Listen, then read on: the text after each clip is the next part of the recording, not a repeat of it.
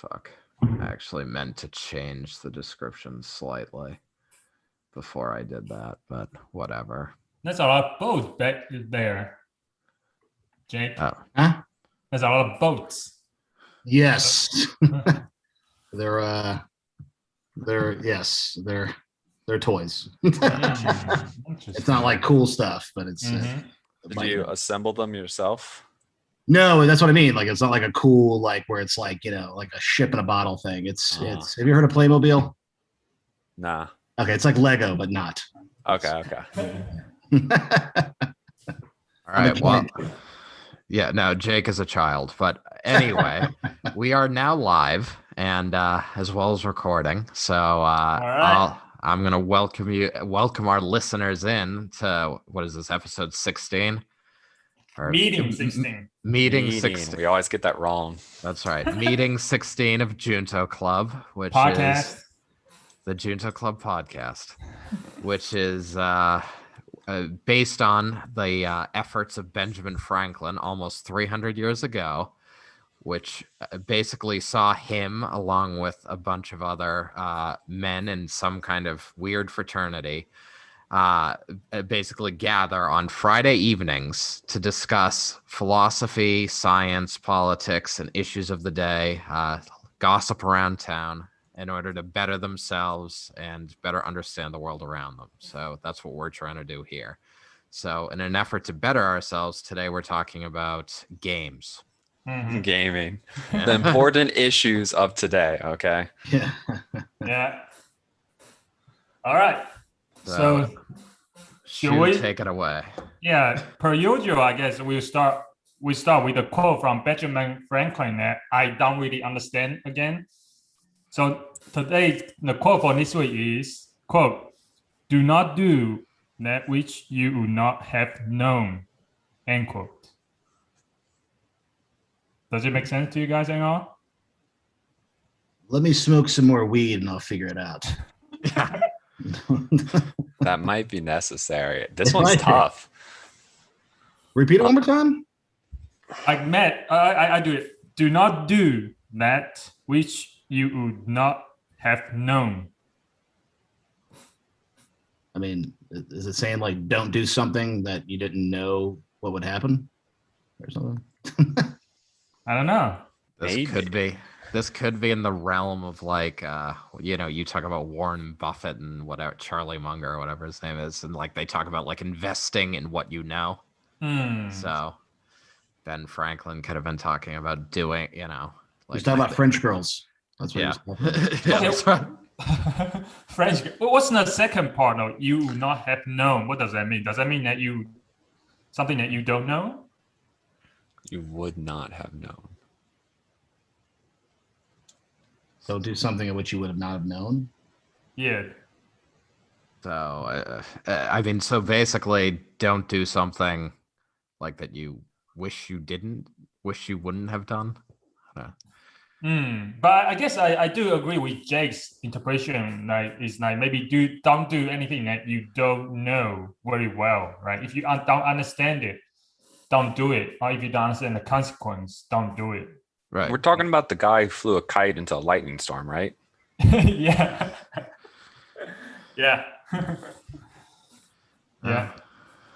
He got electrocuted by trying to electrocute a turkey. So he was trying to cook it. Yeah. Yeah, he forgot the ground. He forgot to ground it. So anyway, so I guess. And he lived to be like 90, right? Yeah, 80 something. Yeah. Pretty good. Oh wow! I'll go shock myself, and then maybe that's the key to a long life is electricity. Yeah. Certainly. Anyway, so that makes me feel alive. Anyway, so what did you say? It's the only thing that makes me feel alive. So. What makes you feel alive? Self-harm. That was the joke. Something to do with turkeys. I don't know. Oh man. Yeah. I never get people's jokes, so I guess let's move on from this quote. I guess I think we have a kind of agreement on equally confused. Mm-hmm. All right. Yeah, you could ignore me for a minute because I need to change the of our live video. So continue on. Oh, okay, not yet, because we are talking about next. We're gonna go to a lighter topic, right? So are we back to normal now, Mike? Since you were wishing for back to normal after COVID. Oh yeah. Lighter topic. That's right. Yes, because of yet another mass shooting. So we're up to one a week on average again. So Yeah.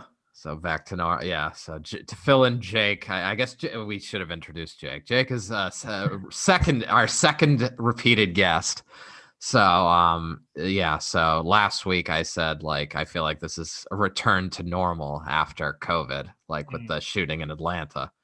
So now we have the shooting in Colorado. So this is so we're back. We're back. We're back. So of course it's perfect time to talk about gun control. That's what Democrats do all the time, right? So I mean, I know you guys are probably against it, but is there nothing we can do? Like, because a lot of time people when they see this, and they say, is there really nothing we can do? Because always like the conservative will say, oh, Democrats are going to talk about gun control. The body is not even cold yet, right? So I'm talking about gun control already, and then the Democrats, of course, they, we need to do something, right? But I feel like every time we talk about this, but there's nothing come out of it, right? So everybody will say we need to do something, but I feel like this.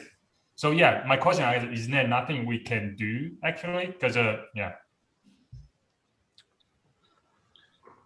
mean, I would imagine just probably, more background checks with it, I guess. Make it just harder. Just make it a little bit harder to get a gun. I mean, I feel like it's probably pretty easy to get one, but so. Yeah, I think there's a few things like universal background checks that could help, but it's tough because there's so many guns already just out in America. Like, I don't think there's a realistic scenario where you get everything, get most of those back, right? And like, I don't know, I'm not trying to dismiss mass shootings by any means, but like relative to like, things that kill Americans, mass shootings are still very small, although they get a lot of media attention. So like doing like some sort of massive effort is generally just not, I don't know. It's probably not the most effective use of our time and resources. That's kind of cold, right? That sounds kind of cold. I mean, yeah, it does. I know, but I mean, like, way more people are just like murdered in like normal, personal things, and then way more people die from car wrecks and are murdered in any way, and way more people die from overeating than die from car wrecks. So we got like a whole pyramid of things that kill a lot more people. Okay, that makes sense. I mean, but so you don't think like Democrats have been calling for like more basically tougher gun control, not gun control, like tougher like background check. You don't think that is a good idea? No, I like the universal background checks. I think there are a few things we can do, but I don't know if they're going to exactly solve the problem, honestly. So I'm just not convinced anything we could actually get passed is going to like make a huge dent. So we don't have universal background check right now on guns? I think there are some loopholes to it. I mean, I think normally you do need it, but there's some apparent loopholes that you can get around that. Of course, I think the bigger issue is often it's just like family or friends, right? Like there's been plenty of cases even now where someone got like their family's gun and that's how they went and did it. So, what would a background check do in that case, right? Yeah. So why is concern like the Republicans are against it though? Like when like maybe tougher background checks. Well, I think a lot of Republicans are just probably a decent amount of them would agree with something like universal background checks, but I think a lot of them are just worried about like sort of the like ever marching line of like more restrictions. And for them, it's a question of values, right? Like they value the right to have guns more than the potential increased safety. Okay. Yeah. All right. Sorry. Depressing topic over. Let's move on to another lighter topic. So I want to introduce a new segment for this podcast. So in light of what, the attacks on Asians, No. The Asian hate. So, a lot of people are telling, people like Asians to go back to China. So I want to introduce a new segment called Going Back to China. Okay. Okay. What's going to be in this segment, Shu? So basically just convince myself, just to dive deeper into Asian culture, I guess, and talk about, I guess I'm trying to convince myself, maybe I should heed the advice, of other people. Maybe I should go back to China. You know what I'm saying? I mean, I guess if you want. Yeah. So Are you sure? Yeah. I mean, I don't know if you're familiar with certain aspects of life. I mean, I guess not. Who knows? Yeah. I mean, there's so many cultures, so many things I can do. I can go back to China and learn Tai Chi. That's the number one reason. The ultimate martial art, Tai Chi. Yeah, actually, there's an Asian guy. He did a YouTube video of like people attacking, blaming Asians for COVID, right, virus. And then he was like, "Why do you attack Asians? Don't you know we know kung fu?" And also why would you, if you believe that we actually have COVID, bring COVID, right? We are virus. Why would you attack a virus? You're gonna get virus yourself. So anyway, so. Besides the point, do you know who else is telling me to go back to China? Is it China? Yeah, exactly. My grandma. Oh, yeah? Yeah. She's 90. She every time she talk to me, she say, "Hey, China is so good right now. You should just go back to it." Anyway, so yeah. Oh, I thought you were gonna say the Chinese government because they're Chinese government, they do it too. Actually, they try to get a lot of. They try to get a lot of bonuses, try to get a lot of programs, give you a apartment for free or something for a few years, and then say, "Hey, you come back and work for China." Right? Yeah. Well, because I heard when I was at one of the meetings I went to, the China is essentially paying through the nose for anyone with expertise in AI. Yeah. So. And then that's what my grandma had been telling me. Say, "Hey, China is gonna give you a free apartment, in Shanghai, so I can come visit you and live with you." Right. So. I'll move to China if they give me a free apartment. That's cool. Yeah. Room and board. I'll move. Yeah. No, Shanghai is a beautiful airport. Yeah.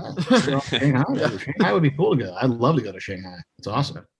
And I mean, you don't really want to criticize your government anyway, Shu, so you don't have to worry about being whisked off, in a van. Yes. Yeah. True. Anyway, so yeah. So yeah, that's one of the things. Yeah. Oh, one more thing about my grandma, I guess. She, did you guys know Lester Holt? Lester Holt? Yeah. Yeah. CNN. The NBC anchor, right? NBC News. Yeah. Every time I turn it on the TV for her, to watch the NBC News, she always asks, "Is this the president?" Because every time I told him, this Joe Biden and Lester Holt, but somehow she cannot tell the difference between Lester Holt and Joe Biden. And actually, when I look it up, I said, "Oh yeah." When I think about it, actually, there is a little bit of similarity between Joe Biden and Lester Holt. If your grandma watches this, tell her I'm Kareem Abdul-Jabbar. Yeah. Yeah. So my point is that my grandma truly doesn't see color. No, because when you initially said that, I was like, I think I have the wrong guy. I was like, can she how could she possibly make that? I don't know. I've been showing it her every day, but she's She's just a better person than any of us. Yeah, exactly. Yeah. If you can identify Joe Biden and Lester Holt, you're a piece of shit. But if you can't, that's right. you are a good person. That is all right. So was that the first segment of going back to China, or was that, is there some other piece of Asian culture we're getting today? Well, yeah. Well, there's one guy in China. So his girlfriend had been nagging him to go get married, Mm-hmm. right? So he was tired of the nagging. So he stole a purse. So he got arrested to get in jail. And then the cop asked, like, why did you steal the purse, right? He said, oh, because I want to go in prison, have some alone time. So I won't be nagged by my girlfriend to get married. So. Oh my God. Chinese culture in a nutshell for you. I feel like that's a reason not to go back to China. That's correct. Yeah. Yeah. All right. I think that's my news segment for today. All right. Well, I'll tune in next week. Yeah. I feel like I just want to do like a TV show with you and be like shoe in China, and like just document like your time. Yeah. It's what was that show we watched, Jake? Oh, James Man Japan or whatever. It's on. Yeah, James Man Japan. Yeah. Yeah. Mm. So there's what is he from, Top Gear or something? Top Gear. Yeah. So. Oh, is it an English guy with long hair? Yeah, he's an English dude with long hair. Yeah. He's like tall. He's like 6 foot something or whatever. So and he just like traveled like Japan and stuff. It was like a 6-episode series on Amazon. So it was pretty cool. All right. So we need to do the same with show. Yeah. Cool. China All right. might take longer. It's a big country. It's a big country. Yeah. Are you guys ready for games? All right. Yeah, Sure. we can do games. So Before we go there, have you guys heard of something called NFT? non-fungible token. Yes. Yes, I've heard of it. Matt, you haven't heard of it? Mm-mm. Wow. Where have you been? This thing has been blown up for the past 3 weeks. No, Is it a cryptocurrency? Yeah, what is it? No. But well, sort of. Mike, can you explain?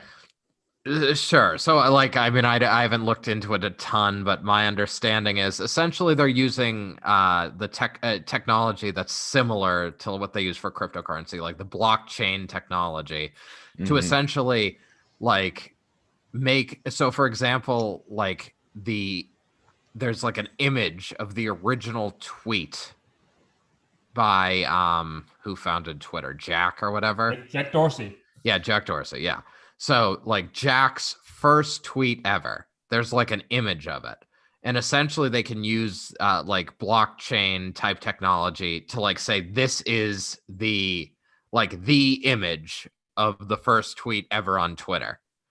And basically like that sold for $2.4 million. 2.9. Or $2.9 million. So it's like essentially like, so in the digital age, right? Like basically we see everything, like a tweet, a photo, anything can be reproduced exactly, infinitely many times, right?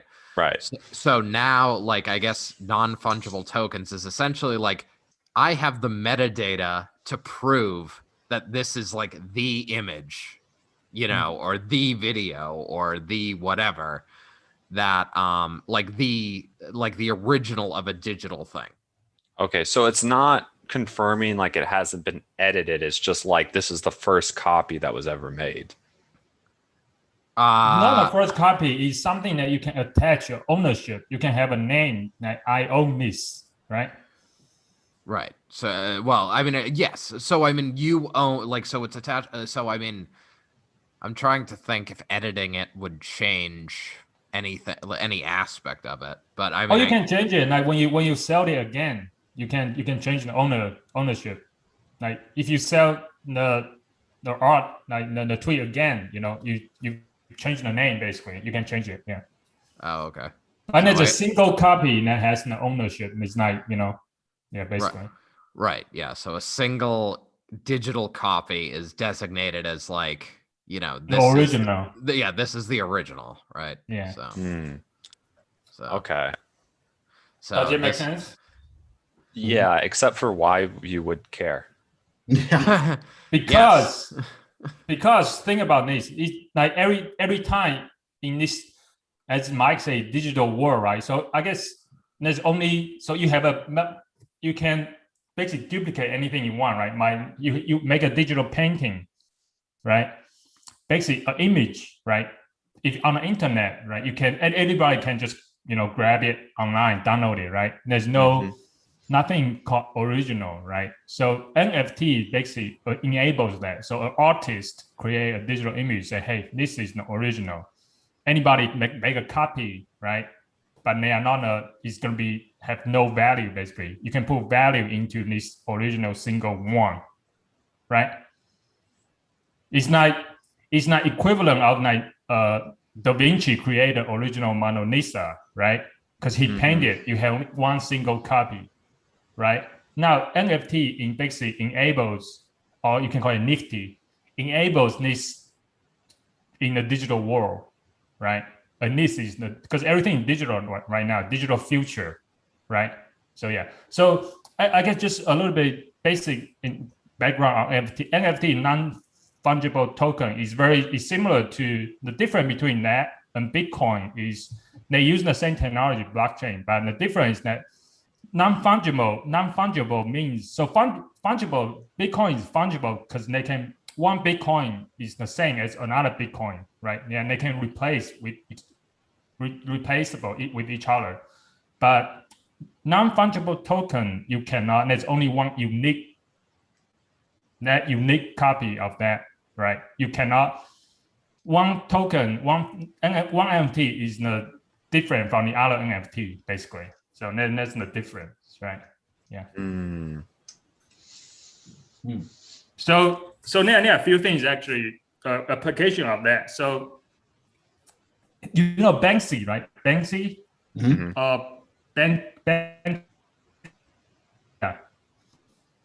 Hold on, you broke up. Is that my internet or You guys don't know who's internet? Banksy? No, that was Shu's internet. Yeah, we know Banksy. Yeah. All right, Shu's internet, I think, officially shit the bed. Back with us? No. No. Okay, Mike, you can keep talking. Yeah. All right, hold on. I think you're good now, Shu. Okay. So sorry. Do you guys know Banksy? Yes. Yeah. Yeah. So Banksy,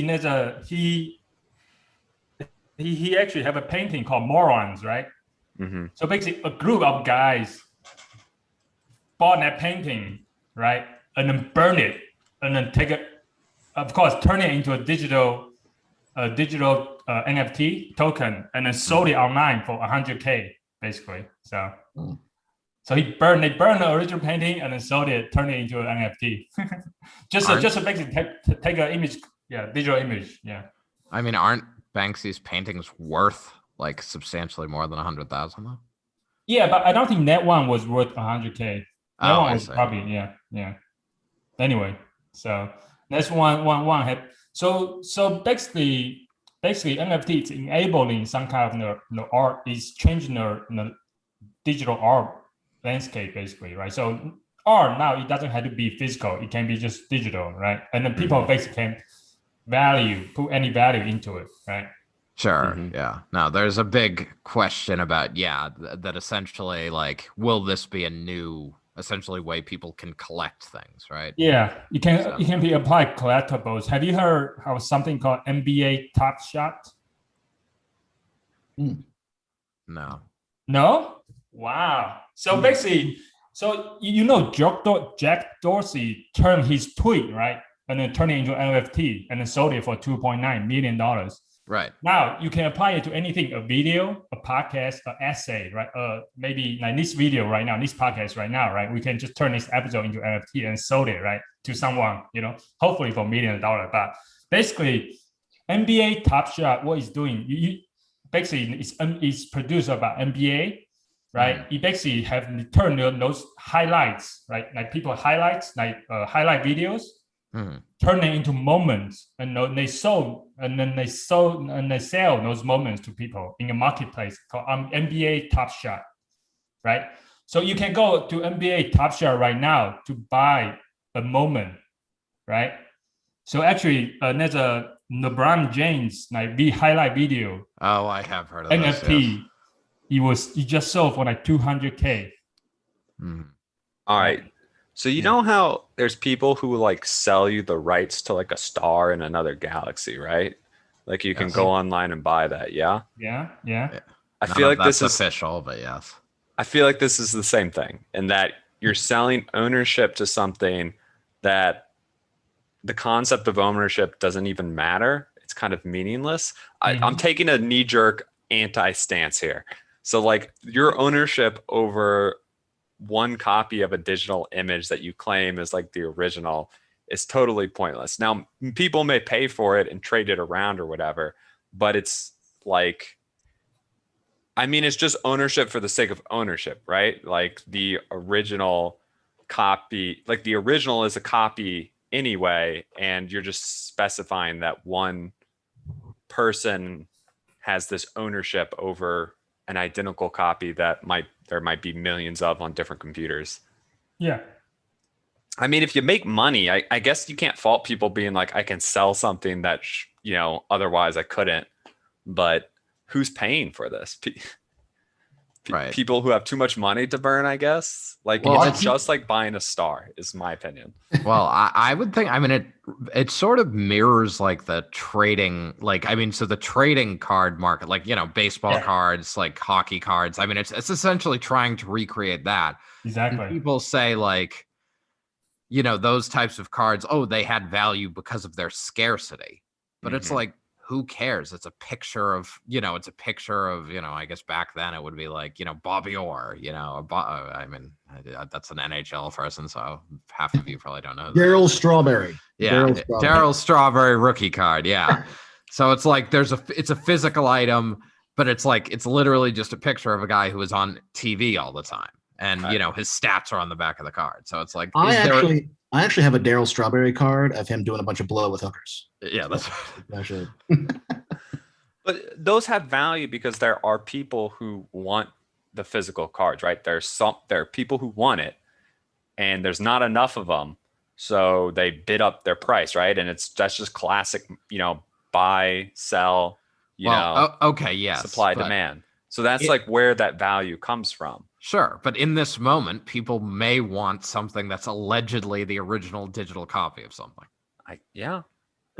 Yeah. I mean, that's fine. People may want to say a star's there. It's just like, it's even like, I mean, it's because it's not even a physical thing like a baseball card. It's just like a vague concept of owning something that, no one, maybe other people respect or not, because but I guess like the person who bought this tweet for $2 million can go and like look at metadata and be like, look, like Jack Dorsey saw the image that I am seeing. Yeah.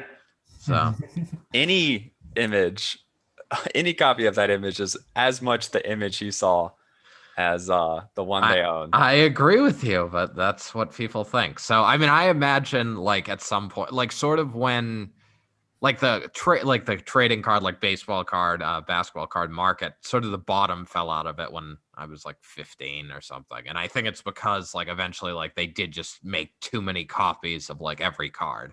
So like there's a handful of cards that I think still have some value, but I think a lot of them, like especially anything past like 2003 is just basically like, I don't know that there are that many cards that are worth almost anything. So. So I have a feeling that the bottom will fall out of this, but I could be wrong. So. All right, we're going to transition here. Okay. Because there's actually an excellent transition into gaming, okay? Okay, good, Matt. Yes. Y'all know how there are cosmetic items in video games that don't do anything. Yeah. People have spent thousands or tens of thousands on. Yes.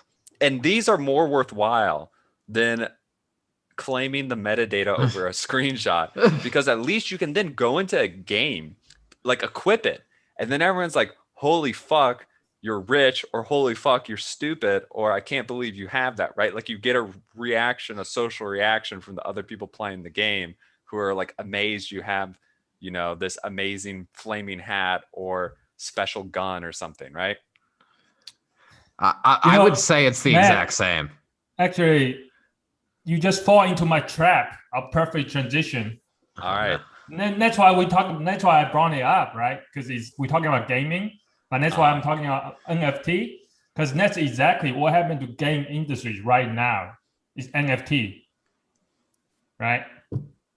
So that's exactly how they so actually a lot of games are doing that right now. They're selling all this stuff to people, and people are actually buying game items. Actually, like this is like the future of the games, right? Actually, people are selling digital real estate, like virtual land, in in games to people right now. I think they were selling like almost like $2 million of like virtual land. People are buying it in a game called Miranda's. Have you guys heard of it?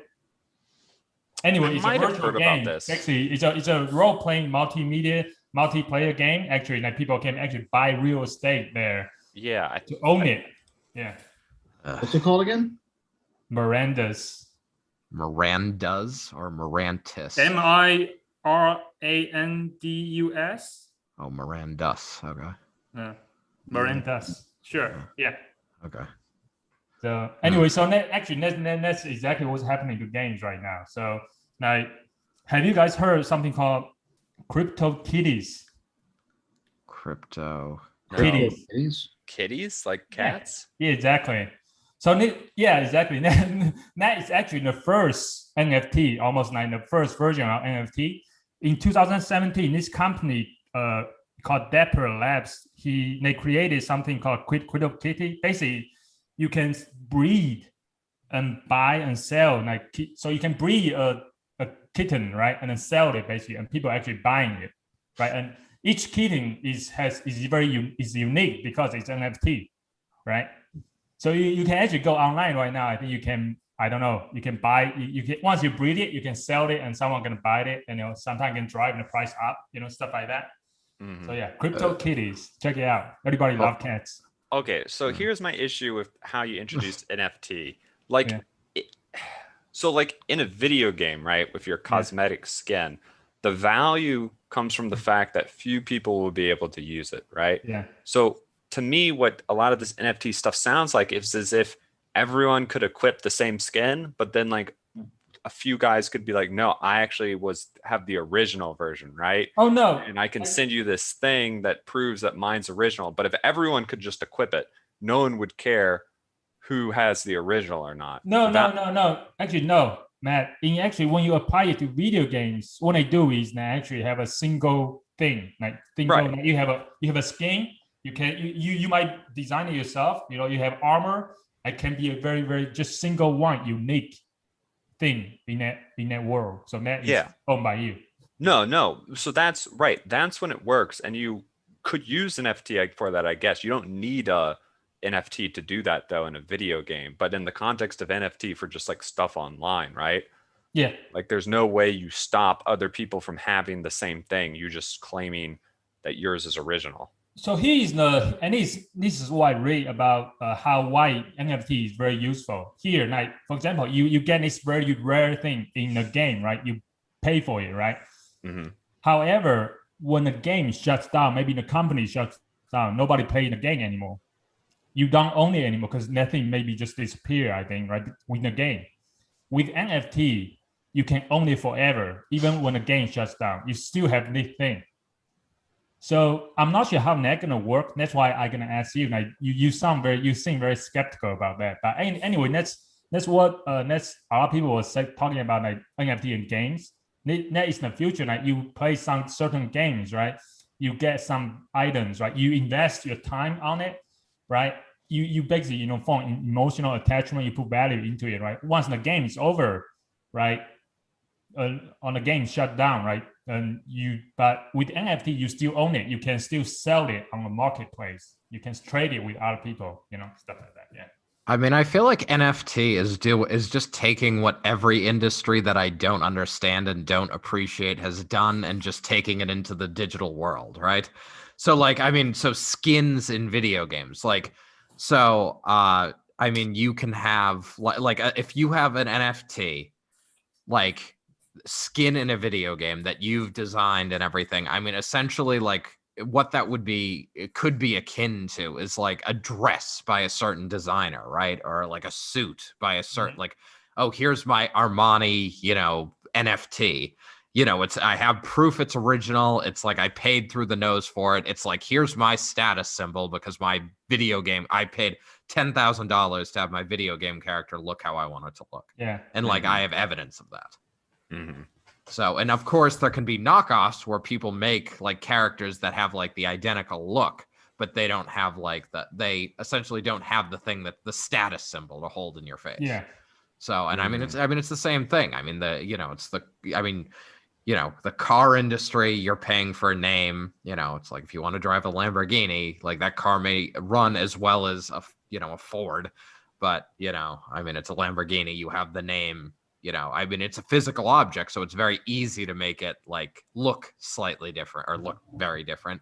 But I mean, at the same time, certainly the disparity in price doesn't make sense, like for what it is, but you're paying for the name. And now in the digital industry, like essentially you have the ability now to like pay for the name again, right? Because before it was like you could make knockoffs and they were indistinguishable. Now we can make knockoffs distinguishable. So yeah, so I guess one thing that this analogy breaks down a little bit, because video games generally don't let people make knockoffs because the companies want to be the ones selling the stuff. So there's no like random person sees that Valve sells very expensive gun skin for a popular gun. Like no one can go online and just be like, oh, I'll make my own version that looks like the same, because that would devalue heavily their original skin, even if they had a proof of ownership system that helped it retain some value. So they just like, that just doesn't happen because companies would be like, no. And if you can't use it in game and trade it with other people in the game, then it doesn't really have value. Yeah. So Matt, I want to ask you, like, earlier I say stop, like if the game shuts down, like what you invest, like stuff you own in the game, then the game is shut down, right? Basically the company is over. Like, do you think there's a value for owning that stuff outside, even if the company shuts down? No, I don't, because I mean, so digital items, I mean, people like to say like they're useless, but they're not technically useless because you can use them in the game, right? Yeah. But if the game shut down, you can't use them in the game. So they are now actually useless, like completely. I mean, unless you can like unless it's like, oh, I got these awesome boots for like my WoW character, but now that's done. But maybe I can bring this boots into like Mario or something, but like you can't do that. Like, so then, yeah, I think once the game is done, it's like that item is pretty much lost. Yeah, but what about you use, instead of you being used like in the utility, right? Maybe you can use it as like a memorabilia, like some kind of to remember it in a way. Do you think that has value? Or you? I mean, but like, what's an NFT? It's like it's a file, right? Like if you want to remember a cool looking item, you're gonna want like a picture or a video of it, right?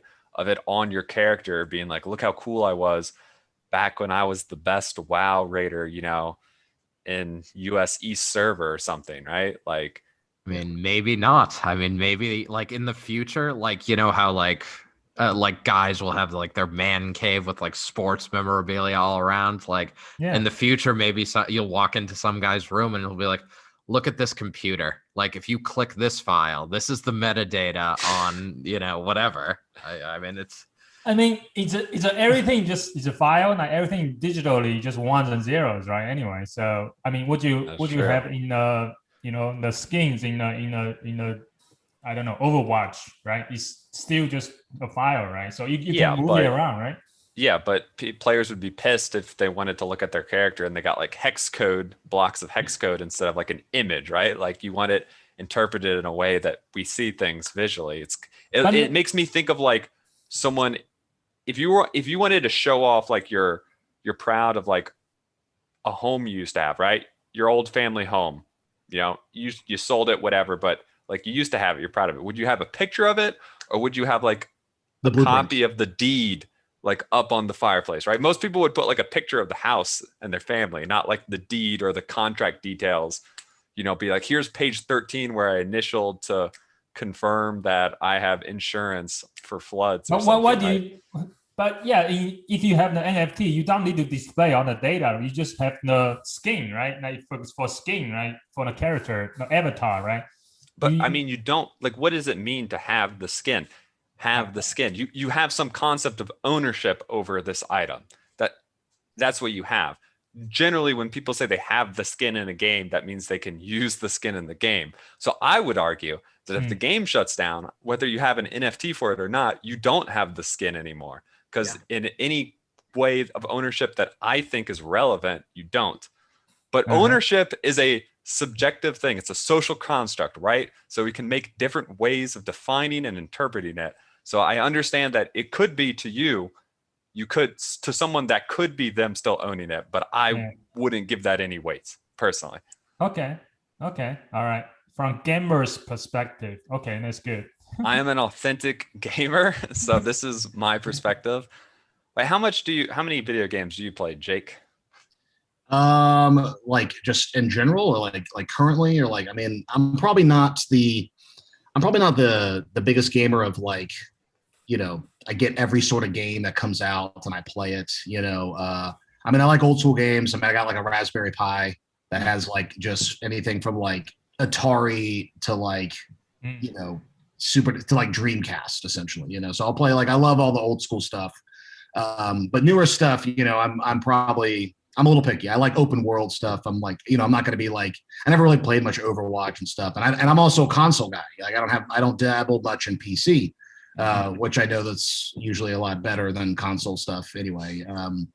There's obviously a divide between console players and PC people. So what's the divide? Let's fight it out. Like, well, that's why people say like PC is the master race is what they call it, right? It's just like, that's just the better, because you can do anything, right? And usually games are cheaper. If you have Steam, you could be like, oh, I got a Steam sale. I got this game for like $20. Meanwhile, I had to buy it for like 50, for console.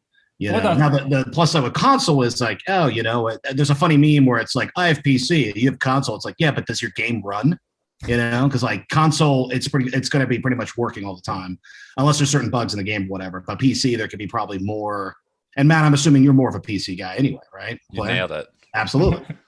So so it just kind of depends. I would love to like build my own PC someday and go all out and like, I'm just a stickler with like a controller. And I know you can have controllers now, but I think like when you're younger and you're learning, and you play like, I play like Duke Nukem like on the computer and stuff like that. Old like MS-DOS games like Prince of Persia and stuff like that, But I like a controller, I like to have the thing in my hand and do that stuff. And I know you can do that with Steam stuff. And I have like my friend bought me like a little computer thing, so I'm able to like go on Steam and I have a bunch of stuff, and we can play like Left 4 Dead online and a bunch of different things and whatnot. So, but it sounds like you have ample experience. I know Mike barely plays, so his opinion's moot in this discussion, but I think Jake's good.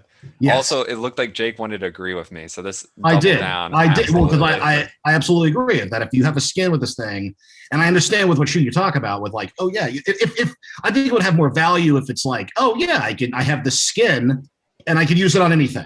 Then that would be a different story. But yes, if the game is done, then essentially that skin's just useless. You'd never see it again. And if someone is like, oh man, like I love Skyrim, right? You create your own guy and you create what you look like and you get the stuff. And let's say there's updates in the game, or you get like the DLCs and stuff like that, and you have your stuff. But like all of a sudden, like once the next Elder Scrolls game comes out, no one's going to probably play Skyrim much anymore because it's just going to be better. So then like all that cool stuff I had in Skyrim, it's useless unless they're like, hey, all that cool stuff you had there, you can now move it into this game.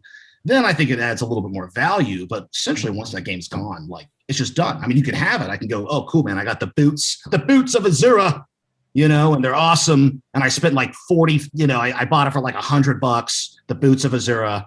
But once the game and the company's down, like, what does that mean? And then essentially I wasted the money. It's gone. The boots of Azura, I can no longer use it for anything. But since you spend the money already, don't you want to have something to keep to look at in the future? Well, that's why I would agree with Matt, being like, you would want a picture, right? So like if I created this cool character in a game, I'd be like, take a screenshot and frame it and be like, look at my guy. That's the skin of this, and then, for probably more nerdy people to be like, but is it authentic? Then you can be like, well, here's my NFT file for it. That shows you that it is. Yeah, if you have an NFT, that means you can actually sell it. Right, if you have maybe some people want to buy it from you, if the game's still going on, then that can make sense. But if it's not, then what would they buy? What would they just so they can say like I bought it after the game was done, and it's just a cool picture I have now, and technically I never got to use it, but I own it now. Well, if you're the best person ever at that game, though, then maybe they would, Yeah. Well, then that adds value to the celebrity behind the person, right? Like, for example, we're talking about WoW, like, there's the whole Leroy Jenkins, right? Like that guy was all like, Leroy Jenkins, and like ran in. Like, maybe if there's that guy, like, he's kind of a famous thing, I guess, right? So let's say, okay, like, or if you have a celebrity, like, hey, I'm Terry Crews and I play, and here's my character. I could sell this character, and people would buy it because you go, that's Terry Crews' thing. But if you're like, hey, that's Jake from whatever town somewhere, no one's going to care, unless you're famous in that like viral sense, right? If you're video game famous, which there is video game fame, I guess, Sure. So, you could, that's where I think the value. Jesus. All right, Jake. Like, oh, dude, I got Stevie Ray Vaughan's guitar or something, So am I breaking up? Yes, my internet's terrible. Yes. I'm in a cave in Afghanistan. That's where I'm at. All right, hold on. I got a question for Shu. Yeah. How many NFTs do you have that you're trying to pump right now? I have 0. I was too late in the Likely game. story. I do really I try to understand it, right? Because anything new going on, I try to understand it. Try to figure out what's going on, what's the motivation behind it. Is this the new paradigm shift in gaming? It's potentially, right, if a lot of people put money into it. I mean, people are like gonna find ways to make money, right? Now NBA, NBA is doing the Top Shot, in the moments, they're making a lot of money already, right? Almost like $1 billion, right? Just from selling highlights to people, right? So which I find crazy, because I feel like if anybody had like, I mean, this is old school, like TiVo, right? Or if you like DVR'd it, or you could just go online and stream it, can't you just record that clip and you're like, look, I got it, here you go. Well, no, I mean, those clips are literally being played on ESPN. Like the clips they're selling for millions of dollars, they're being played like SportsCenter repeats half the day. They're being repeated on SportsCenter all day, but But you cannot. You don't have the right to say you own it. That's correct. But that's literally all you can say. So normally ownership gives you some special privilege beyond saying I own it, right? Like you get to use the house you own, you get the dividend from the stock you own, you can equip the flaming hat in the video game that you own, whatever it is. Like owning something gives you more than just the claim of ownership, and that's why it has value. Mostly. I mean, people can value whatever they want, right? But I still think this feels very bubble-ish to me. Yeah. Yes, I think you are right. It's bubble-ish, but I would disagree a little bit, because now I think so there's two different assets, right? One is productive assets, like your home, that stuff you can use. There's another like unproductive assets, right? Like paintings, right? It's not really doing anything productive, right?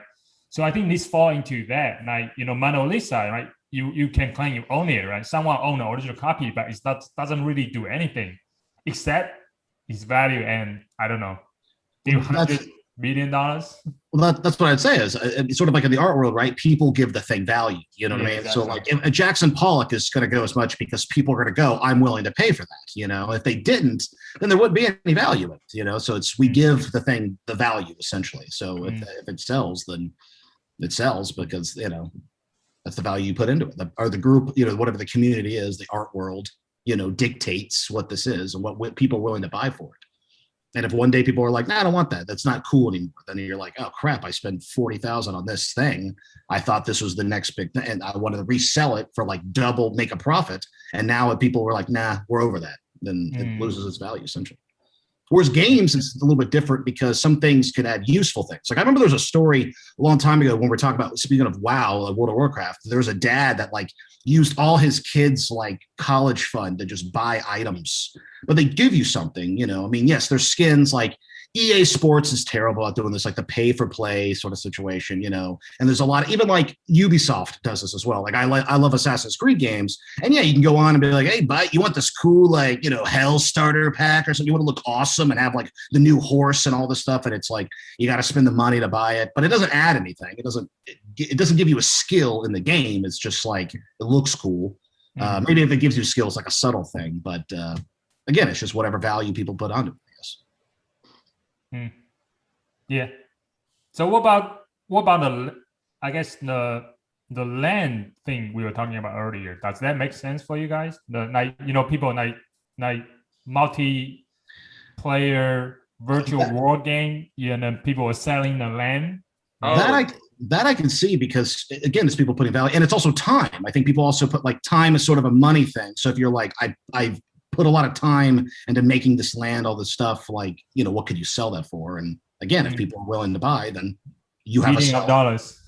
Yeah, I mean, yeah. I heard that if you own that land, you can do anything to it, and also like that means if other players come into your land, maybe they have to pay some fee to you or something like that. Like rent it out, you can rent it out to other people, other players. I don't know, something like that. Does that make sense? Have you guys seen something like that before? It almost sounds like the movie Ready Player One or whatever, like kind of like yeah. But I mean, I haven't really, I don't dabble too much in those games because I guess because I don't have the money to be like, let me, but it makes sense where maybe that's where the world's going. It's sort of video games are a sense of escape, right? So if you have this digital world and you have people, and if you're feeling isolated, you could be like, I have this whole life, I have friends, I'm popular, I'm this and that, I'm something I'm not here into this game, then you're going to want to you can put money towards it. There's some value there because you're creating the value. You're going, this is my new life, or this is like a fantasy world. This guy's got this cool land or something, or he's on my land, we pay. And it's sort of like living a double life, essentially, that can feel maybe safe in a way. I don't know. There's probably multitude, many reasons why. Huh? Well, no, I was going to say we're in the Matrix and we're just like making the Matrix and, like these digital worlds, right? I mean, it's like, it's sort of like, why do people want fancy cars, nice houses, and et cetera, et cetera, et cetera? Because it's, it's like easy to impress people. It's easy to make friends. It's easy to yes, in some cases, like the cars, they run better or whatever. But I mean, you can get why buy $1 million car other than to show it off, right? I mean, why buy a 50-room mansion other than to have like parties with tons of people, most of whom you probably barely know, but you want to show off, right? So it's like, and now if you can do that in a game, it's a way of showing off in this digital world, and it's an easier escape for, people who may not have that escape in, our real world. Well, traditionally, it's been much cheaper to get rich in a video game world. But, if they're selling this land for $1 million, like Shu says, I guess that's ending. Ending. Like it's no longer cheaper to be rich in a video game world than in the real world. Yeah. Like in a game, you could probably buy spend like $100 like real world money or something like that, and have like a lot of cool stuff. But yes, if now people are buying $1 million for this thing, and then it's suddenly, someone like me would be like, oh crap, now I'm back to being a loser in this game because all I can afford is like $100 worth of stuff, and yet people are being able to afford $1 million worth of things. Damn it! Next game, where can I go? Yeah. Another question is about: is there any way to, like, for example, you pay stuff in you earn some credits in a game, right? Is there any way to convert that into dollars in games? Almost right now? Every game that has like a persistent money system, there is a way to do it. Most of them you're not supposed to. So most games try to stop this, what they call like real world money trading, because it like interferes with the game. They want it to be closed off. And again, specifically, they also want it that if you want to buy money, like they're the game developer's the only one who will sell it to you, is the other thing. But yeah, most games you can. Because people who want to play will pay for money in the game, right? So they're like, why spend 20 hours doing all this work if I can just throw some guy $20 and get a bunch of gold and then I'm rich? And there's, people in Venezuela who can make more money farming gold and selling it online than they can make in a real job. That is not a joke. That is a real thing that happens. And RuneScape is a game where that was like a big thing. Venezuelans were using it to make income. They were farming in the game, like game gold, right? And then they were using like third-party websites and stuff to sell it to other players and make money. Nice. So yeah, I mean, cool. NFT will make it easier, basically. I mean, for when it comes to a game, it's all about the server, right? Like, so all this stuff only matters in multiplayer games, really, because like in a single player game, you can just hack whatever you want on your own computer. So it's all about the company's server, which is what validates everything. Like if they can't control gold or items or land, right? If people can somehow duplicate that or cheat it in some other way, it doesn't matter. The value's gone anyway. Right. Okay. Yeah. I think one thing they talk about like NFTs that so if it's a developer like maybe create the item, right? You sell it every time you do a transaction. Actually, the first developer actually got a percentage as well.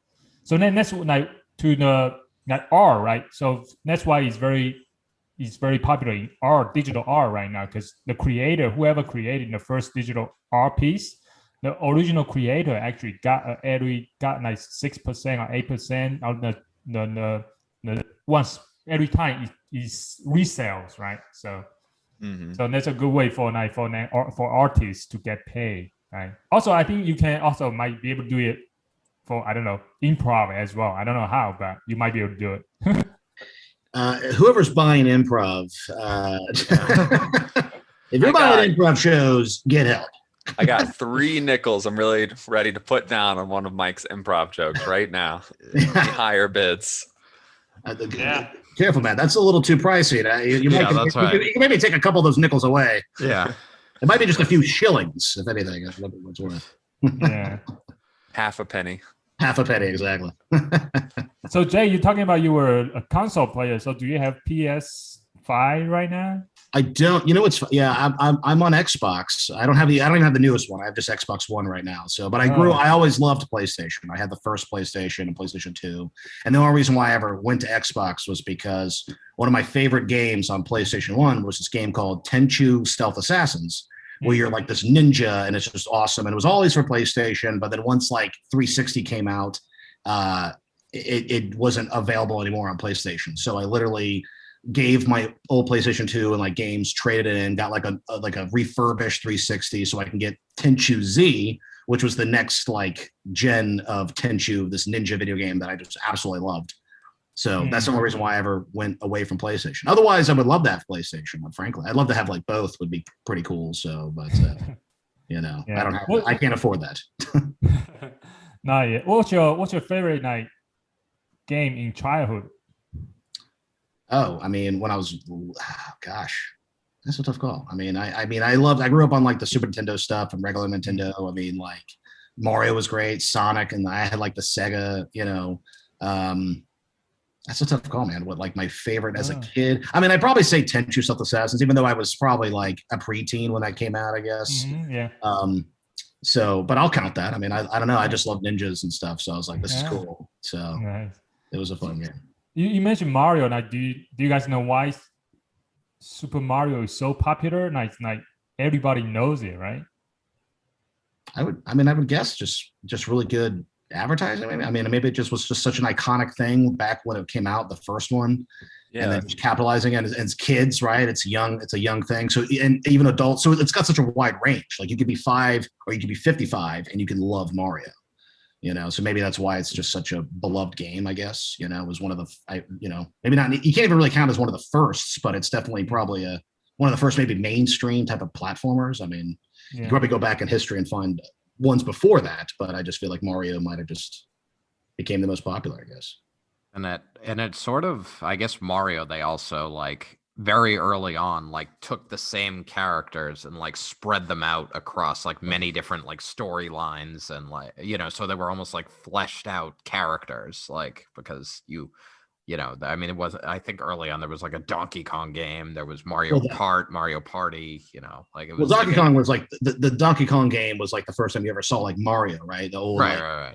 Where Kong is throwing the barrels and stuff like that, and you sort of see like what looks like Mario.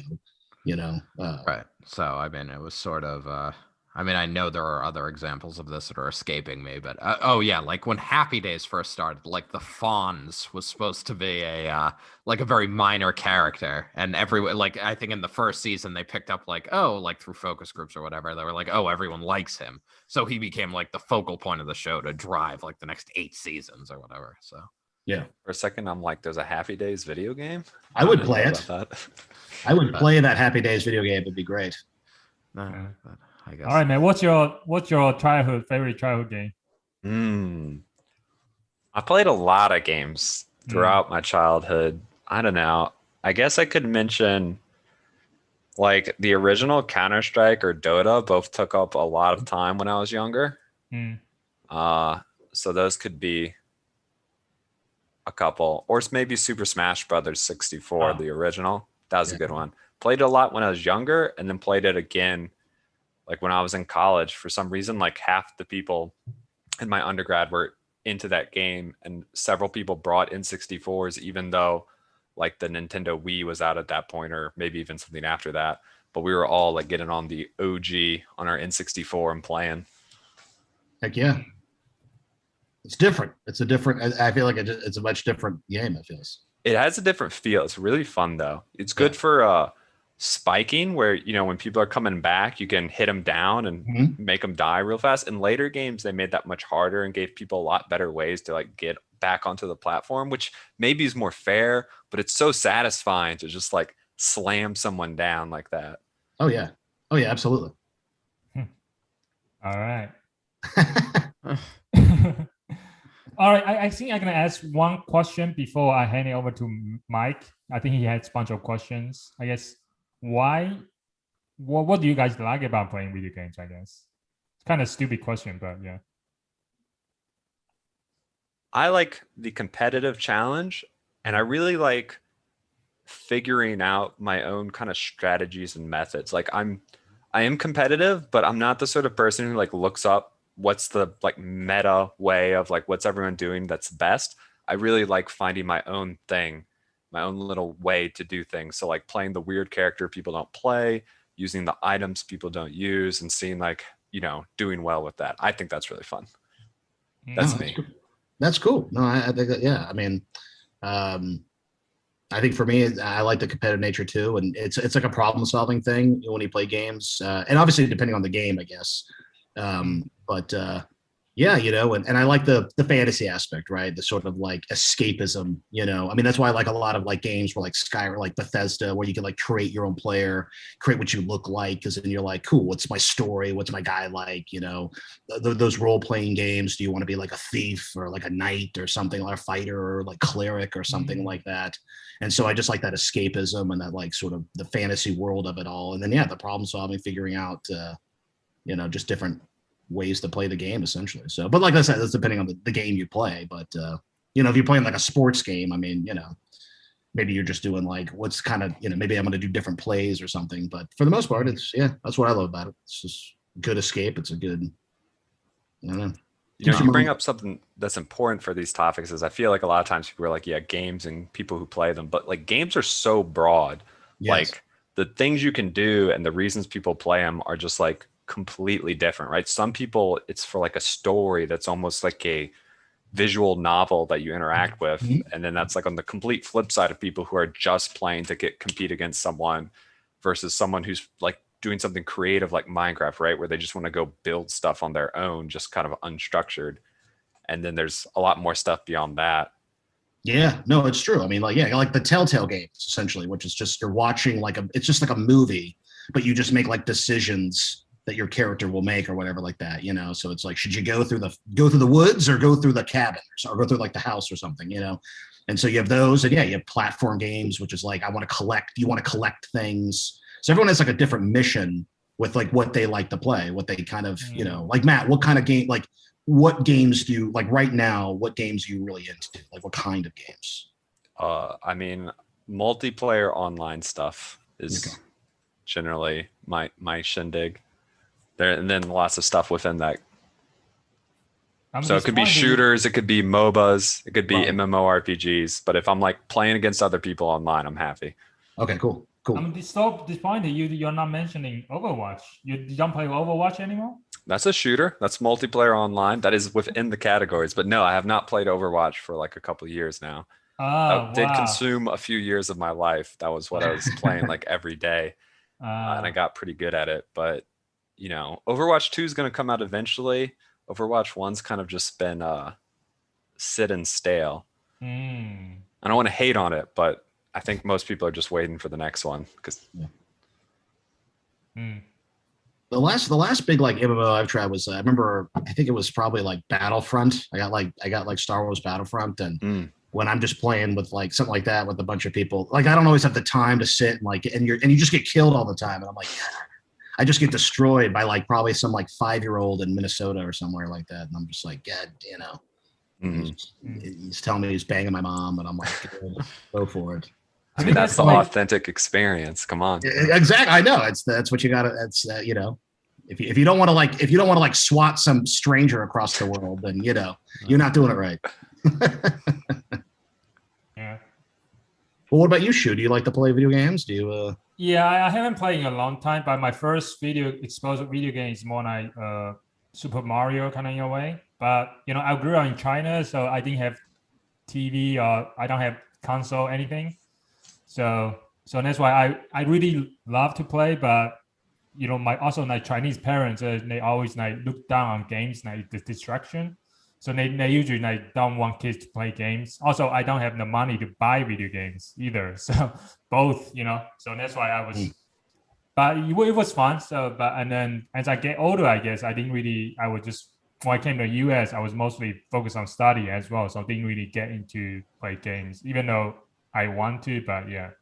But I think it's also now I'm kind of maybe I should get back into it. Hey, why not? NFT. Yeah. I mean, your parents aren't totally wrong. There's probably been some times where I was playing too much and should have cut back. But I mean, it's like any hobby, right? Like you don't want it to turn into a vice, but video games can sometimes easily consume too much of your energy and your time. But, you know, if you're just doing it, you know, an hour a day or something just to like relax instead of watching TV or what other people do, it's really no problem. Yeah. Sounds like a perfect transition to Mike's question regarding what's the negative of gaming, right, Mike? Yeah. Well, no, I mean, most of my questions were sort of just about like the psychology behind it and basically like what attracts you to gaming and sort of what negative effects you've seen of it. But, you know, I mean, I guess I mean I think we've covered a lot of it where basically you know attraction aspect is like it's an escape and negative aspect is potentially like over immersion, right, in what's considered like a fake world or you know your escape world. So well, have you guys read Ready Player One? I've seen the movie. Oh, you guys should read you guys should read the book. Check out Ready. Everybody should check out Ready Player One on Libby, LIBBY, the free library app. You know, I just finished listening to the audiobook. It's awesome. Yeah. Besides the, you know, anyway, it's just awesome. He also like get into like a lot of like 80s culture, not just games, right? Culture, like a lot of stuff like movies and stuff. Anyways, it's just a great book. And also, yeah, and also there's one of my favorite quote in that book is, "Going outside is overrated," unquote. So yeah. Anyway. No, I mean, one of the other questions I wanted to ask is like what you would like to see in the future of gaming. So do you want Ready Player One, where essentially you just plug into something and I mean, I always felt like I feel like that's the ultimate gaming, right? It's probably like something like The Matrix or like Inception, right? Where you just plug in and you're there, you know, and you can't die, obviously. I mean, Ready Player One is pretty crazy because it was like if you died, you lost everything. I mean, the stakes are pretty high. So obviously when you see in like, at least in the movie, and I'm sure the book probably talked about it, like there's a scene in the movie where like a guy dies in the game and you lose all that time, everything you put into that game, you lose it. And the guy's like trying to jump off a building and stuff and people are stopping him. So, you know, I mean, you could put a lot, you know, I mean, if it wasn't that extreme, but nonetheless, I mean, I think that'd be the future really. It's just like, I mean, that's why VR is a thing now, right? I mean, we're getting closer and closer to sort of like the farther you can like immerse yourself into the game. I think that's the top of the line future of gaming. Just putting on a helmet, plugging something in, and you're there. You look how you wanted to create. You could feel it. You could do it. And if you die, you just like wake up and you're like, oh man, all right, start again, and here you go. So, right. But I guess is that the I guess that's really more the question, right? Like if you can essentially live a different life in the game, should that life look exactly how you want it to look, or should there be like some notion of like, like work put in, or I mean, I guess it could depend on the software, right? It would probably depend on the game. I mean, if you're playing like Sims, if this is the level, right? You plug in and you're playing Sims, then essentially you could be like, oh man, and if I plug in, I got a wife, I got kids, I got all this stuff. Here we go, big house. My Sims, you unplug it, and you're like, I'm a pizza delivery guy. Yeah. I mean, there's going to be damaging stuff. I mean, there already is in normal video game world, right? I mean, you have, like we talk about the negative effects, over immersion. People don't live in that real life. I mean, I think if you were able to plug in and be there and you're acting it out, I look at my hands and I'm in this video game and I'm doing it. Oh yeah, you're going to have, I think the backlash would be, I would imagine a lot of people would not want to leave that world because that's their perfect world that they can create. You're the god of that world, and a lot of people would not want to leave it. I mean, I would probably be, I could potentially fall victim to that, right? Would be like, oh man, this is great. And then real life sucks. And then you can't match real life with the fantasy world. And then you'd have a lot of people who would, I don't know. I mean, there could be some bad stuff with that, but I would think it'd be cool. You just have to have a good, have a good support system maybe for that to pull you out. No, I mean, it's sort of like, we already have like, obviously like, heroin. I mean, right. So it's like, you could, in theory, like if you snort heroin, like at night, I go home and snort heroin and I feel perfect. Like, it's like every other aspect of my life is terrible, but heroin is good. So yes, there's going to be some guy in the street. He opens up his coat. It's like a USB drive with the game so good. They made it illegal. And he's like, I got the goods. Yeah. He's like, you want to be a rich guy in that game? I got it. Check this out. That would be pretty funny. Earlier, did you say one guy, like he losing the game and he tried to jump off a building or something? Yeah, it was in Ready Player One. I don't know if they said it in the book, but there's a scene in the movie where like his video game, his avatar died, and I guess like the rules of that game was like if you died, like you lose everything you've ever gained to start over. And so he must have put in so much time. So in his real life, he like takes off the thing and he's like, and he just tries to like jump out the window when his like associates try to like stop him, because he would just, I mean, and which seemed realistic to me because I think people would, people feel that way, I mean, kids go nuts. I mean, you've probably seen videos, those famous viral videos of like, my mom closed out my WoW account. So let me shove a controller in my ass because I'm angry, I mean, there's that, right? I mean, we're already dealing with that problem now. So imagine plugging it in and being like, oh no, my fantasy life is ruined. Wait, did you say he really shoved? Yeah, you never seen that video where it's like this little brother puts this camera and he's like my dad. He's like, my mom just like ruined my brother's WoW account, and he's so furious. And he like leaves the room and the camera's there. And the brother comes in. He's so mad. He's like, and he starts flailing on the bed. And he like at one point he takes his like remote control and starts like pretending to shove in his ass. I feel like I read somewhere that it might have been a fake video. Like it might have been planned. I feel like I don't know. But either way, it was hilarious. Tosh or something. I mean, I've seen it. But. It was definitely on a Tosh.0. I'm sure of it. But yeah, it's like a famous viral video where the brother's just slamming his body against the bed. And then just like he's just wearing like nothing but boxers, it seems, and he just takes the controller and just starts to like shove it in his ass or something like a couple times because he's so irate, I guess. Right. Gamer rage. Gamer rage, which is real. I mean, do you feel it, Matt? Do you ever feel like I have been gamer raged before? I've never tried to shove a remote on my bum. Never been that angry. You've never been that angry? I've gotten pissed off. Yeah. Oh yeah. No one has played video games enough and never been pissed off. Oh, it's true. Well, because once you get invested in something, I mean, that just means you like it, right? You get invested in something, then you can get upset over it. But you gotta control your emotions to some degree. Right. Oh, I always joke being like, if I was rich, I would have just like a room with extra TVs and extra controllers. Because in moments where I would just be like, I'm gonna just throw my controller through the TV. My friends would probably be like, they'd all be freaked out. Like, hold on a second, let me just replace it. All right, we can go. So I'm with you. Oh yeah. Just be like, that was the controller's fault. Smash it. All right, new one. This wasn't my fault. I'm gonna get it now. The button was sticky. Who controlled it last?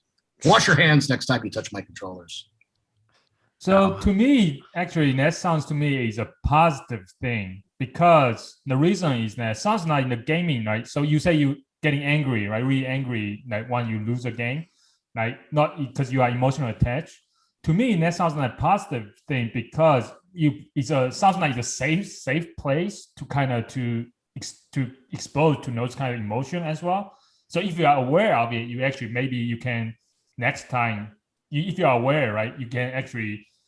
I mean, I feel like that it's a safe place to get exposed to those kind of emotions, to let those emotions angers out. So that way you are at least become aware that that's who you are. That sometimes you do that, right? Instead of when in the playground where we were playing with other kids, you get emotional and start punching people, right? So I guess I do see a little bit of positive side of that. No, for sure. You're right. Anything that can express your emotion, you don't have to bottle it in. It's true. And then ideally you learn. I've broken plenty of controllers, and then you learn. You're like, okay, this costs money. Don't throw the controller across the room. You got to pay it for. Or mom's mad now because she's like, I just bought you one. What are you talking about? You're like, Mom, it broke. You have to make up an excuse. Like, I don't know, Mom. Maybe it was faulty. Even though Mom's like, no, I've seen you get mad. I've heard you yell, so you can't get by it, so it's true. You're right. There's a silver lining, I guess. Like if you can become aware of it, then you can, control it, I guess, and then learn. And you're like, okay, I'm really pissed off. I mean, Michael and I really went to NBA Jam. All right. Yeah, I'm going to pick up since this internet is shut the bed again. All there right. we go. Okay, I'm back. I saw when you guys freeze, that's when I know. And I'm like, wait. But Michael and I have been playing NBA Jam lately for Sega CD, and because we have it on the Pi and everything like that. So the Pi is just essentially like an emulator. I don't know if you know Shu. I mean, I know you know Matt, but Shu, basically what the Raspberry Pi is like this little it's this little thing. It's an emulator. It's just like what a computer chip or whatever it would be. And you can put all these like systems on and everything. So it just emulates all these games. So Michael and I have been lately playing NBA Jam.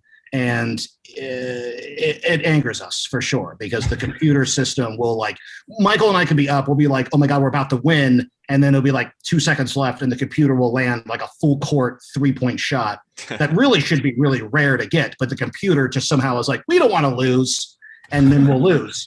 And it makes me irate because I'm like, how in the hell, I could deal with hard games, but when the computers almost cheat, that's when you're just like, I just want to, just make it a thing. I want to make it hurt.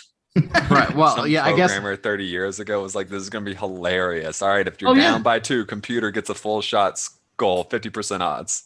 Yeah. Oh yeah, absolutely. They probably definitely did. That's why I told Michael, it's like, can you create something to go in this game and fix this somehow? Can we fix this? Yes. Well, I mean, that was another question I guess I had is so in these various games, obviously in NBA Jam, yeah, I thought exactly the same thing, Matt. Essentially there with respect to if there's no one on this XY grid within a certain number of within a certain Euclidean distance, and you have and you're behind the 3-point line, it goes in 70% of the time. It's just doing very basic probabilities and very basic situations to make a ton of these decisions, I'm sure. But I was thinking so for example, chess, a board, we've been talking about digital games, but chess is essentially almost a solve game, right? A computer can beat the best human pretty easily at this point. I guess, does that cheapen games? If you have the implementation, if you're playing against a computer that's intentionally made easier, or if the computer is intentionally made cheating, NBA Jam, how does that influence the psychology behind the game, or behind the game for the player, I should say? I mean, it's a tough question because it comes back to why people are playing, which I mean, it's kind of a cop-out answer, but people do play games for completely different reasons. Yeah. So if someone's just trying to improve, right? Because chess, they might want to get better for tournaments too. So if they're just trying to get as good as they can get, yeah, they probably don't care if the computer's giving them a good match that helps them progress. Mm-hmm. But I don't know. Yeah, I guess if someone wants to feel like they're the best, if they're looking for that fantasy, And if it's too obvious that the computer's kind of like letting them have it, that probably ruins the power fantasy.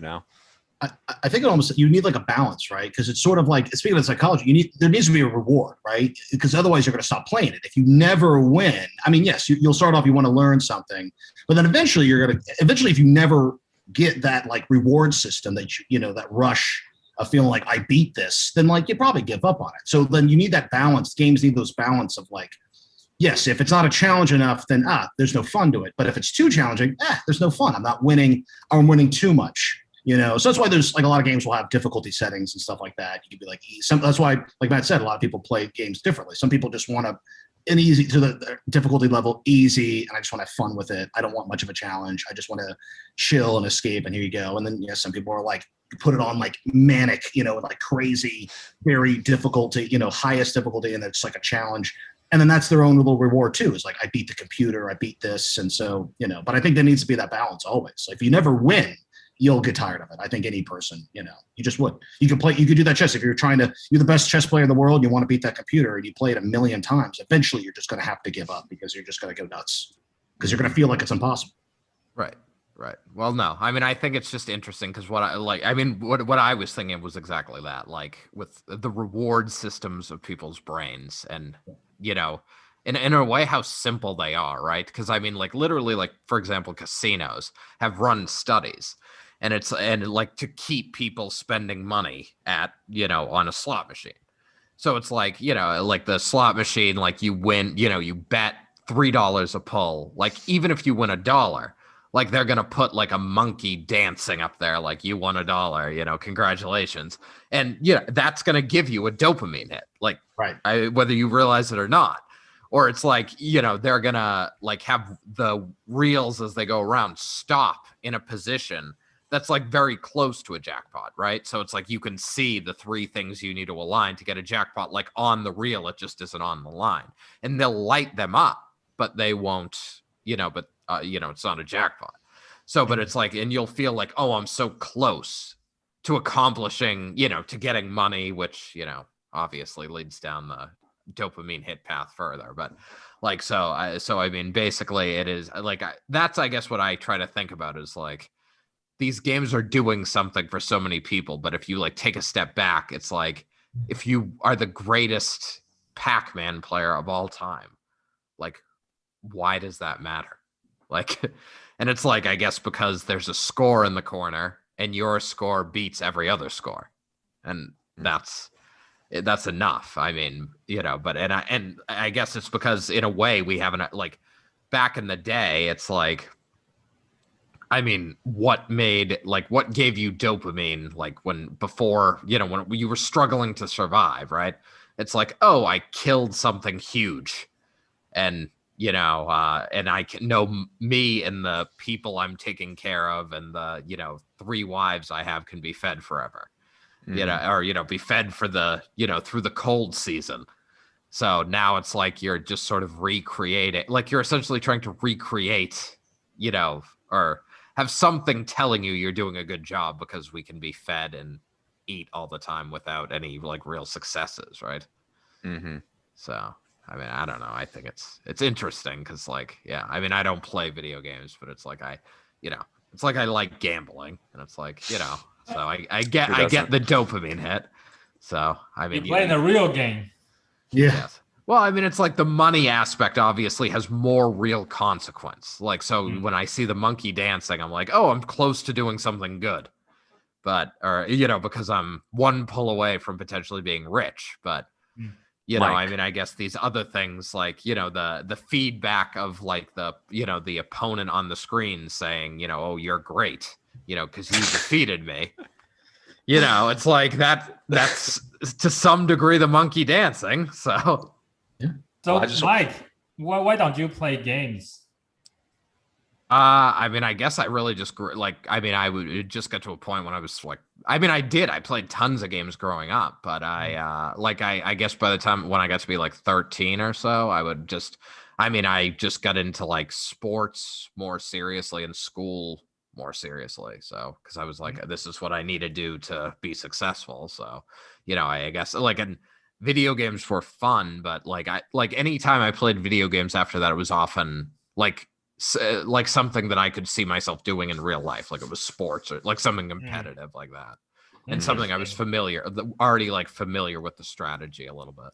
Yeah, I mean, the reason I ask is because you are majoring, computer science and PhD, computer science, right? It's like a lot of people like get into that because when they play video games, right? And then you do look like someone play a lot of video games, right? So yeah. What does that look like exactly? What does it look like? Yeah. What I want to hear.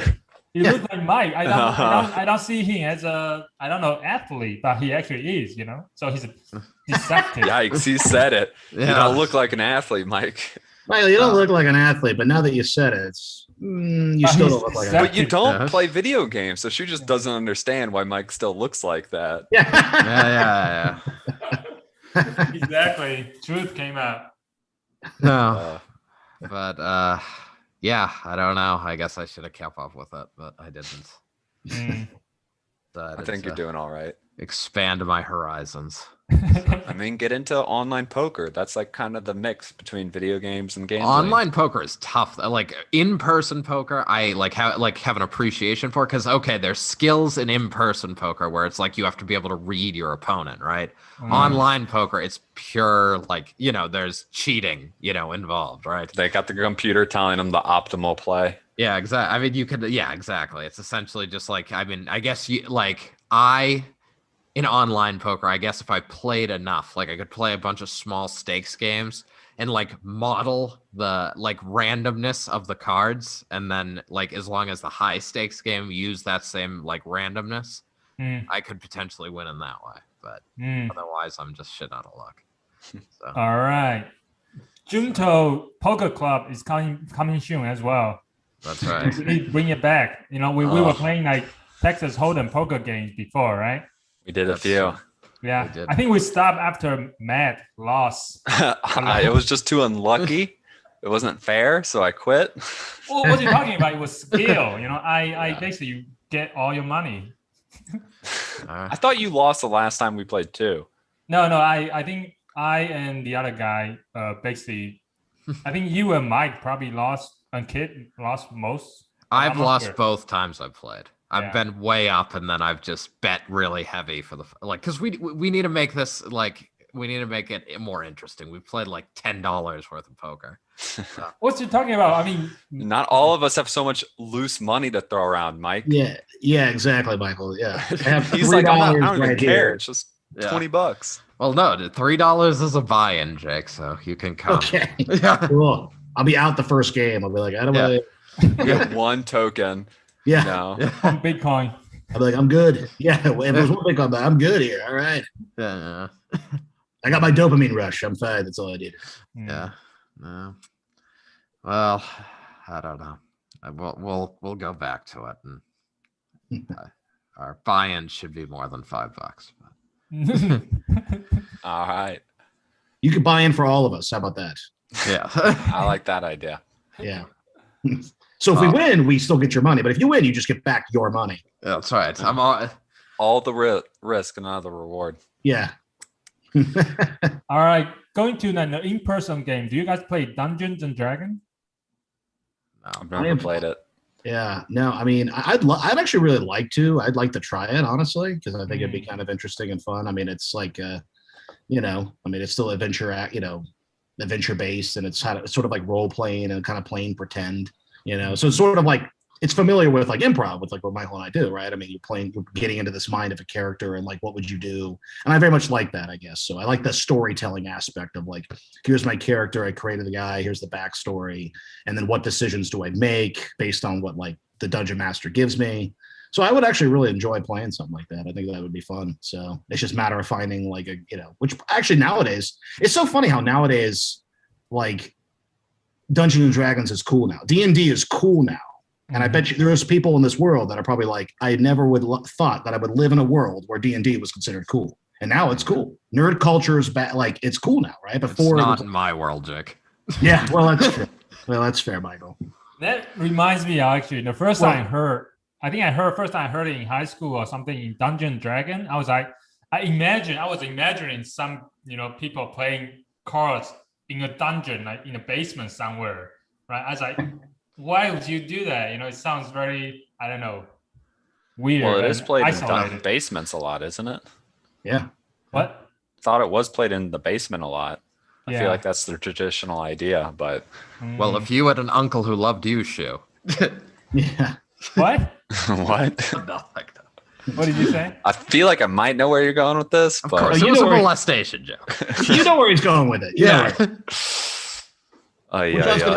Which to comment on you, Michael, which I know you think D&D is lame, but Shoot just said you look like a guy who would actually play D&D. So No, Exactly. I want Mike to be the dungeon master and run the campaign and just be the darkest thing anyone's ever heard of. Just tragedy everywhere. oh yeah, we'd all probably die before we'd even really get started. They'd be like, a meteor hit and you're all dead. yeah. Roll the dice. You survive it. You don't. Yeah, no. I mean, I have virtually no interest in it, but again, I can't get into like competitive games like that are, short. So I couldn't put in that much time to like live in a like store, like, envision myself in some type of story or something like that. I don't know. I've heard good things about it. I think the social aspect's really big too, right? Like you get your friends, and it's in some ways a way to just like kind of goof off and hang out with your pals too. But Yeah, it's essentially like the poker night, right? It's just it's just not doing poker. It's just you're playing D&D instead. So rolling dice instead of throwing cards, right, Same Yes. thing. tomato, right? I feel like poker just allows you to be you and talk about like real things though. But in this, it's like you're being like, I guess some people would say a different version of you, but I mean, it's Who you are inside. yes, Yeah. yes. I mean, but I'm me inside. So it's like, I don't need to be a warlock. Maybe Mike's try like- being something different though, Michael. maybe try being not you on the inside. You can always be a better you, Mike.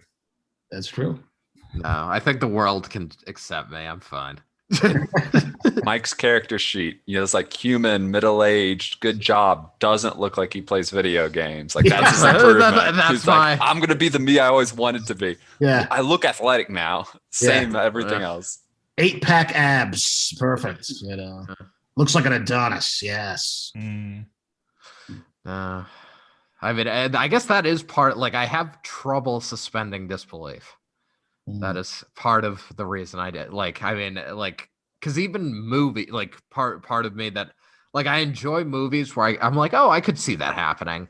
Like, I can take a little bit of an extension beyond, like I enjoy Fast and the Furious, even though The Rock couldn't actually do that. Like, but I mean, but when it comes to like, oh, this is a totally different, like, world with totally different physics and everything else, then it's harder for me to get into it. Like Lord of the Rings, would you like? You're not into like fantasy.